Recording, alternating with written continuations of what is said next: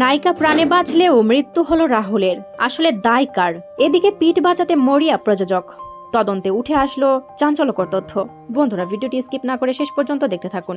আর একটি বিশেষ অনুরোধ, দয়া করে আমাদের চ্যানেলটিকে সাবস্ক্রাইব করে পাশের বেল আইকনটিতে ক্লিক দিয়ে রাখুন, যাতে সব ধরনের আপডেট খবর সবার আগে আপনি পেয়ে যান। হাঁটু জলে শুটিং চলছিল। অভিনেতা নাকি নিজের ইচ্ছেই গভীর জলে এগিয়ে যান নায়িকার হাত ধরে, এমন দাবি পরিচালকের। আর তারপরই এমন দুর্ঘটনা। রাহুলের মৃত্যু নিয়ে সত্যি কোনো আড়াল করার চেষ্টা করছেন ভোলে বাবা পারপারেগার ইউনিট? কি জানালো তদন্ত কমিটি? রাহুল অরুণোদয় বন্দ্যোপাধ্যায় আর নেই। সোমবার সকালেও এই সত্যিটা হজম করতে কষ্ট হচ্ছে অনেকেরই। অভিনেতা রাহুলের এমন অকাল মৃত্যুতে মন ভারী টলিউডের। তবে শোকের সঙ্গে মিশে রয়েছে একরাশ হতাশা আর কয়েকশো কোটি প্রশ্ন। কেন এই মৃত্যু নিয়ে এত মিথ্যাচার? পিঠ বাঁচানোর চেষ্টায় কেন প্রযোজনা সংস্থা? রাহুলের মৃত্যুর খবর রবিবার সন্ধ্যায় এসে পৌঁছানোর পর প্রযোজনা সংস্থার তরফে দুই রকমের কথা বলা হয়। সংবাদ মাধ্যমের সামনে বক্তব্য রাখতে গিয়ে আমতা আমতা করছেন পরিচালক। তার কথায় অসংলগ্নতা। গোটা ঘটনায় ক্ষুব্ধ রাহুলের দীর্ঘদিনের সহকর্মীরা। রাহুলের মৃত্যুর পূর্ণাঙ্গ তদন্ত দাবি করতে সরব হলেন সুদীপ্তা চক্রবর্তী।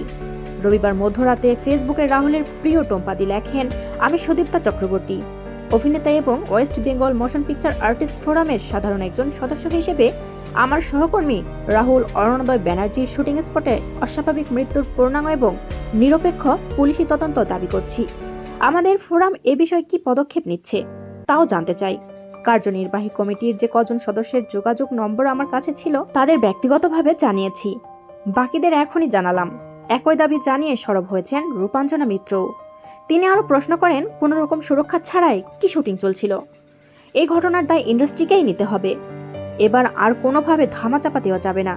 শিল্পীদের জন্য এই তথাকথিত বাংলা চলচ্চিত্র শিল্প একেবারেই নিরাপদ নয়। জীবনের ঝুঁকি নিয়ে বছরের পর বছর প্রচুর শিল্পী এই পেশায় কাজ করে চলেছেন। সত্যি কি নিরাপত্তা যথাযথ ছিল? জলে ডুবে কি রাহুলের মৃত্যু, নাকি উদ্ধার করার পরও প্রাণ ছিল?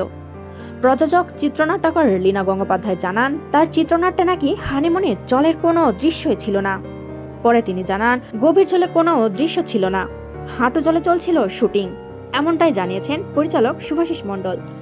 অন্যদিকে প্রোডাকশন ম্যানেজার শেখর চক্রবর্তী সংবাদ মাধ্যমকে জানান, পয়াক আপ হয়ে গিয়েছিল, আমি আর্টিস্ট ছাড়ছিলাম। লীনা জানিয়েছে, রাহুলকে নাকি বারণ করা হয়েছিল, তবু তিনি গভীর জলে নেমে যান। একজন শিল্পী তার নির্দিষ্ট মার্কিং ছেড়ে শুটিংয়ে অন্যত্র যেতে পারেন? প্রশ্ন তুলেছে রাহুলের বন্ধু সহকর্মীরা। রাহুলের সঙ্গে শর্ট দিচ্ছিলেন তার নায়িকা শ্বেতা মিশ্র। রাহুলের মৃত্যুতে অসম্ভবভাবে ভেঙে পড়েছেন তিনিও। তার একটি ভিডিও বর্তমানে সোশ্যাল মিডিয়ায় ব্যাপক ভাইরাল। সেখানে তাকে বলতে শোনা যায়, আধা ঘন্টা আগে আমরা শুটিং করেছিলাম, সমুদ্রে শুটিং করছিলাম আমরা। আমি ঠিক আছি, শ্যামলদা দেখো না, আমি ঠিক আছি তো, আমাকে যেতে দিচ্ছে না। বাবলুদা দেখো না, আমাকে যেতে দিচ্ছে না। ঠিক করে তুলো রাহুলকে, আমি কথা বলবো। এদিকে রবিবার বিকেলে তালসারির সমুদ্রে ঠিক কি ঘটেছিল জবাব চায় রাহুলের অনুরাগীরাও। ইতোমধ্যে অস্বাভাবিক মৃত্যুর মামলা রুজু করে তদন্তে নেমেছে দীঘা পুলিশ। সোমবার ময়না তদন্ত শেষে দেহ দেওয়া হবে পরিবারকে। সোমবারই কলকাতায় নিয়ে আসা হবে রাহুলের মরদেহ।